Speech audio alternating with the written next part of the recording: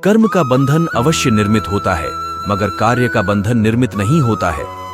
पार्थ, तुम्हें कर्म और कार्य के बीच क्या भेद है, यह जानना अति आवश्यक है।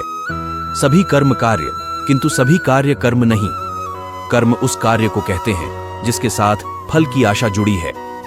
मनुष्य जब सुख संपत्ति प्रशंसा की आशा रखकर कोई कार्य करता है तो वह आशा के फल में बंध जाता है। जब किसी कर्म को फल की आशा से की जाए तो उसे कर्म योग कहते हैं, और जब किसी कर्म को बिना फल की आशा से की जाए उसे निष्काम फल योग कहा जाता है। वास्तव में मनुष्य को कोई कर्म नहीं बांधता, उस कर्म से जुड़ी आशाएं उन्हें बांधती हैं। वो कैसे? माधव, यदि तुम्हें इस युद्ध में विजय होने की आशा है तो तुम्हें पराजित होने पर तुम्हें भीषण दुख होगा, और वह दुख तुमसे अन्य कोई कार्य कराएगा। इसके लिए तुम्हें दूसरा जन्म लेना पड़ेगा। यदि तुम विजय हुए तो तुम्हारा अहंकार बढ़ेगा, और वह अहंकार तुम्हें विश्व विजयी के लिए प्रेरित करेगा, तुमसे हत्याएं कराएगा और उसका पाप तुम्हें बांधेगा। विचार करो, यदि तुम्हें इस युद्ध में न विजय का मोह और न पराजय का भय हो तो इस युद्ध के अंत में तुम्हें दुख प्राप्त होगा या सुख? न सुख माधव, न दुख।